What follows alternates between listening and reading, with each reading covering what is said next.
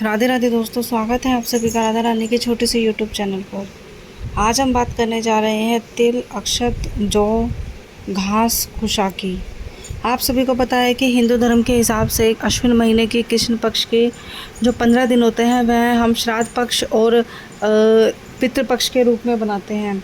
इन 15 दिनों में हम हमारे घर के जो पितृ देवता यानी कि जो भी हमारे घर के बुजुर्ग और पितृ होते हैं, जो मृत्यु जिनकी हो जो यानी कि स्वर्गवासी हो चुके होते हैं, उनकी ज़रूरत के हिसाब से जिस दिन उनकी मृत्यु होती है हिंदू कैलेंडर के हिसाब से उस दिन उनका श्राद्ध निकालते हैं। यानी कि जैसे किसी की मृत्यु अष्टमी के दिन होती है, किसी की दोज के दिन होती है, किसी की चौथ के दिन होती है, किसी की नवमी के दिन, तो उसी हिंदू धर्म के कैलेंडर के हिसाब से हम उनका श्राद्ध बनाया जाता है। तो आप सभी को पता है कि हिंदू धर्म में व्यक्ति पर जैसे कि देखो कोई भी परिवार चाहे अगर वो हिंदू धर्म और सनातन धर्म में जुड़ा हुआ है तो हर परिवार के सदस्य इन श्राद्ध के 15 दिनों में अपने पितरों को प्रत्येक अलग अलग रूप से प्रसन्न करते हैं। जैसे कि जिस दिन जिस परिवार का सदस्य का श्राद्ध होता है उस दिन वह उनकी पसंद का खाना या जैसे वह कपड़े पहनते थे उन सबको बनाकर गरीब को या ब्राह्मण को दान करते हैं। साथ ही साथ जो भोजन वह बनाते हैं वह उसका एक हिस्सा गाय को ज़रूर जाता है। और कुछ पक्षी जैसे कि कौवा हो गया, बाज हो गया और कबूतर हो गए, यानी कि जो उड़ने वाले पक्षी होते हैं, मुख्यतः रूप में कौवा क्योंकि आर्यमा स्वामी का जो वाहन है और आर्यमा स्वामी पितरों के देवता हैं, तो उनका कौवे को ज़रूर यह भोजन कराया जाता है जो कि सीधा हमारे पितरों तक जाता है। तो हिंदू धर्म में जो है व्यक्ति के ऊपर 3 प्रकार के ऋण होते हैं। पहला ऋण होता है देव ऋण, दूसरा होता है आचार्य ऋण और तीसरा होता है पितृ ऋण। तो ऐसा माना जाता है कि जो भी ये ऋण होते हैं, एक तरह से आप सभी को पता है ऋण मतलब कर्जा यानी कि एहसान, सहायता या मदद। तो यह हमारे जीवन पर 3 प्रकार के ऋण होते हैं जो कि हर हिंदू धर्म में जन्म लेने वाले, हिंदू और सनातन धर्म में जन्म लेने वाले प्रत्येक व्यक्ति के ऊपर होते हैं। देव ऋण क्या होता है दोस्तों? जब भगवान हमें जन्म देता है, हमारी यानी कि माँ के पेट से लेकर मृत्यु तक, तो ये हमारे ऊपर भगवान का बहुत बड़ा उपकार और ऋण आप मान लीजिए होता है कि भगवान ने इतनी सारी 84 लाख योनियों में से हमें यह मनुष्य का जीवन दिया, क्योंकि मनुष्य का जीवन ही सर्वोत्तम, उत्तम और सबसे बड़ा जीवन है जो कि हमें भगवान की सहायता से मिलता है। तो हमें भगवान का धन्यवाद देना चाहिए कि भगवान ने हमें इंसान की जोनी में डाला और जीवन दिया। दूसरा होता है दोस्तों आचार्य ऋण। आचार्य ऋण ऐसा कहा जाता है कि आचार्य और गुरु दोनों एक ही बात होती है। तो ऐसा माना जाता है कि बिना गुरु के ज्ञान के इंसान को मोक्ष नहीं मिलता। जीवन तो भगवान हमें दे देते हैं, लेकिन जीवन के बाद जब मृत्यु होती है तो मृत्यु के बाद मोक्ष की आवश्यकता होती है, जो हमें जीते जी गुरु जो होते हैं हम बनाते हैं। गुरु के आशीर्वाद और गुरु के दिखाए हुए मार्गदर्शन से ही हमें मिलता है। तो हिंदू धर्म में और सनातन धर्म में ऐसा माना जाता है कि व्यक्ति को एक बार अवश्य ही अपने जीवन में गुरु बनाना चाहिए और गुरु के बताए हुए मार्ग पर अवश्य ही चलना चाहिए, जो गुरु हमें मोक्ष दिलाता है। तो हमारे पर दूसरा जो ऋण होता है वह गुरु का और आचार्य का होता है। तीसरा जो ऋण होता है हमारे ऊपर हमारे पितरों का ऋण होता है दोस्तों। अब ये पितरों का ऋण कैसे होता है? जैसे मान लो हमने हिंदू धर्म में जन्म लिया, सनातन धर्म में जन्म लिया, लेकिन पितरों का ऋण ये होता है कि जब हम किसी भी परिवार में जाते हैं तो उस परिवार के जो पितर होते हैं वह उस परिवार को शुरू से बनाकर, उसकी डोर बनाकर परिवार को बसाकर जाते हैं और जिसमें हम जन्म लेते हैं। तो एक तरह से हमारा परिवार पर हमारे जो पितरों का हमारे ऊपर ऋण होता है कि हम उनके परिवार में जन्म लेते हैं जिस परिवार का उन्होंने लालन पोषण किया और उस परिवार में अब हम पलेंगे। तो यह 3 ऋण होते हैं। लेकिन ऐसा माना जाता है कि जो 2 ऋण होते हैं, पहला देव ऋण और दूसरा आचार्य ऋण, वह ऋण तो उतर जाते हैं, लेकिन जो ये तीसरा ऋण होता है पितृ ऋण, यह नहीं उतरता। मनुष्य को जो ये ऋण होता है पितृ ऋण, वह हमारी 7 पीढ़ियों से जोड़ता है।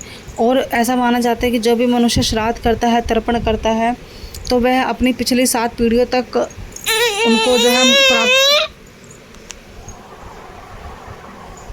उनको जो है उनकी आवश्यकता के हिसाब से चीज़ें प्राप्त कराता है और पिछले 7 पीढ़ियों को मोक्ष दिलाता है। तो अब हम बात करने जा रहे हैं दोस्तों तर्पण और श्राद्ध के समय हम कुछ चीज़ों का उपयोग करते हैं, वह क्यों करते हैं और उनका उपयोग करना क्यों ज़रूरी होता है। सबसे पहले तो हम बात करेंगे दोस्तों कुशा की। कुछ लोगों को थोड़ी सी गलतफहमी होती है कि घास और कुशा एक ही होती है, लेकिन वास्तव में ऐसा नहीं होता। घास जो होती है वह अलग होती है और जो कुशा होती है वह अलग होती है। दूर्वा घास पतली सी होती, पतली पतली होती है बिल्कुल, और कुशा जो होती है थोड़ी चपटी हुई फैली हुई होती है। तो बात बराबर ही होती है लेकिन थोड़ा थोड़ा फ़र्क होता है, कुशा अलग है और घास अलग है। अब मैं आपको बताती हूँ, कुशा जो होती है भगवान विष्णु ने जब भी 12 अवतार लिया था। आप सभी को बता दूँ, अगर आपको भगवान विष्णु के 12 अवतार की कथा या जानकारी नहीं है तो मैंने पहले ही अपने चैनल पर उसकी एक वीडियो डाली हुई है, आप सभी जाकर देख सकते हैं। लिंक मैं डिस्क्रिप्शन में शेयर कर दूँगी। भगवान विष्णु ने जब 12 अवतार लिया था तो उनके जो रोम छिद्र थे धरती पर गिरे। जब उन्होंने अपने शरीर का अवतार बदला तो जब भी उनके जो रोम छिद्र थे वह धरती पर गिरे, और धरती पर गिरते ही वह कुशा का रूप उन्होंने धारण कर लिया। ऐसा माना जाता है कि कुशा जो है भगवान विष्णु के रोम छिद्र से बने हुए हैं और उन्हीं की तरह पवित्र और मतलब पवित्र हैं और अच्छे सद्गुणी हैं। तो इसीलिए हम ना सिर्फ श्राद्ध और तर्पण में बल्कि अपने घर की किसी भी प्रत्येक पूजा में और जहाँ शुद्धता की आवश्यकता होती है वहाँ हम कुशा का इस्तेमाल ज़रूर करते हैं। साथ ही साथ इनके ज़रिए हम अपनी जो पीढ़ी होती है, यानी कि जो हमारे तरफ मतलब आज की जो पीढ़ी होती है, उनका सीधा संपर्क उनके जो पितर होते हैं उनसे होता है। कुशा का जो अग्रभाग होता है वह तेज का प्रतीक होता है, हर क्षण तेज में रहता है, तेज में तरंगे उसमें से निकलती हैं जो कि सकारात्मकता और शुद्धता का प्रतीक होती हैं। इसीलिए इनके तिनकों से झाड़ू भी बनाई जाती है। आप सभी ने देखा होगा, जो हमारी झाड़ू सीक वाली झाड़ू होती है, एक फैली हुई झाड़ू होती है जो ज़्यादातर घरों में यूज़ होती है। उसके अलावा पहले के ज़माने में एक छोटी झाड़ू आती थी जो कि कुशा से ही बनती थी, जिसकी पतली पतली चपटी चपटी सी वो होती है झाड़ी, मतलब झाड़ू में उपयोग होती है डंडियाँ। गाँव में अक्सर जहाँ पे कच्चे मिट्टी के घर होते हैं वहाँ पर कुशा की बनाई हुई झाड़ू का ही इस्तेमाल किया जाता था।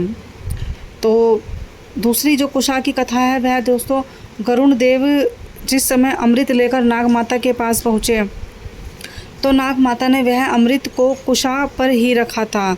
जिस समय नाग माता ने अमृत को कुशा पर रखा तो अमृत की कुछ जो बूंदें थी वह कुशा के ऊपर गिर गई, जिसको कि अमृत की तरह पवित्रता मिल गई थी। इसलिए कहते हैं कुशा का अग्रभाग से जल की बूंदें पितरों तक, जब हम कुशा जैसे हम अपने पितरों को जल देते हैं, अगर हम जल देते समय कुशा का इस्तेमाल करते हैं तो वह जो अमृत सीधा हमारे पितरों तक जाता है और पितरों को तर्पण और मोक्ष मिलता है, पितरों को मार्ग भी दिखाता है।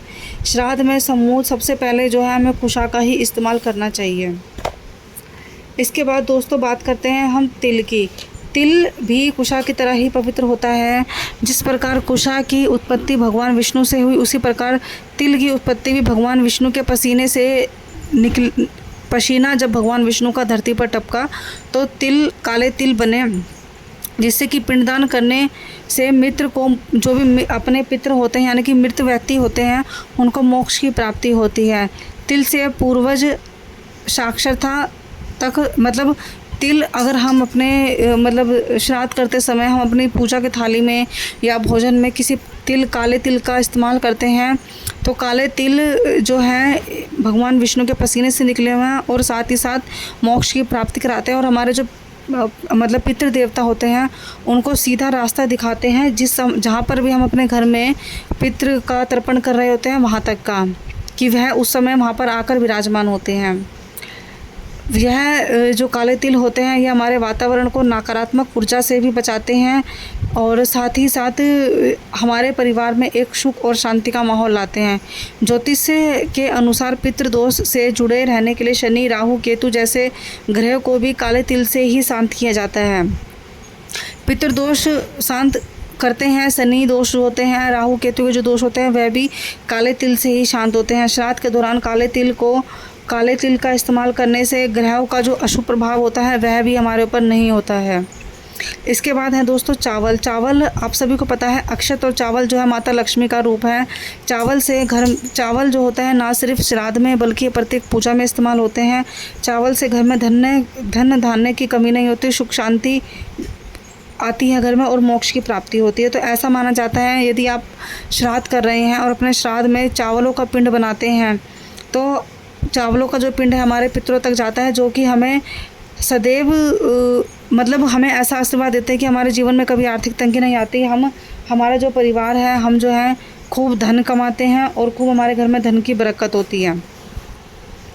इसके बाद दोस्तों देखो, ये तो छोटी छोटी चीज़ें, जैसे कि मान लो तिल आपने देखा, चावल आपने देखे, कुशा आपको मैंने बताई, कुशा, तिल, अक्षत और जो आप सभी को पता है कि जो भी उसी प्रकार जो देखो, जौ, घास और कुशा, ये तीनों ही चीज़ें अलग अलग हैं।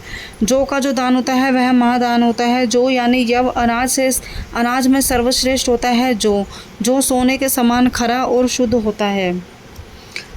यह हर गुणों और वैभव का प्रतीक होता है। जैसे ही इंसान होता है ना, इंसान को अपने जीवन में जीने के लिए सभी प्रकार की आवश्यकता होती है। उसको परिवार भी चाहिए होता है, पैसा भी चाहिए होता है, नौकरी भी चाहिए होती है, धन भी चाहिए होता है, प्रॉपर्टी भी चाहिए होती है, माया भी चाहिए होती है, मोक्ष भी चाहिए होता है, निरोगी काया भी, मतलब हर चीज़ की जो है इंसान को ज़रूरत होती है। तो उसी प्रकार जौ के अंदर भी तमाम गुण होते हैं, वैभव होते हैं। तो जौ को हम अगर अपने भोजन में इस्तेमाल करते हैं, यानी कि श्राद्ध के समय अगर हम भोजन में इस्तेमाल करते हैं, तो जो हमारे पितृ होते हैं उनको वैभव और सुख शांति प्रतीक होती है। यानी कि जीते जी इंसान जिस सुख की तलाश में रहता है वह सुख हमारे पितरों को मृत्यु के बाद प्राप्त होता है, यदि हम अपने थाली में अपने तर्पण और अपने श्राद्ध के समय जौ का इस्तेमाल करते हैं। तो दोस्तों, यह थी मेरी एक छोटी सी वीडियो, जिससे कि आप सभी को जानकारी मिली कि हम अपने श्राद्ध और तर्पण में जौ, चावल, तिल, काले तिल और कुशा का इस्तेमाल क्यों करते हैं। अगर आपको मेरी वीडियो अच्छी लगे तो मेरे चैनल को सब्सक्राइब कीजिएगा, वीडियो को लाइक कीजिएगा, शेयर कीजिएगा, कमेंट कीजिएगा। आप सभी को पता है दोस्तों, इसी तरह की वीडियो और कंटेंट मैं आपके लिए लेकर आती रहती हूँ। अगर आपको अपने हिसाब से कोई कंटेंट चाहिए हो तो आप प्लीज़ मुझे कमेंट कीजिएगा। मैं पूरी कोशिश करूँगी आपकी ज़रूरत को और आपकी इच्छा को पूरा करने का। राधे राधे।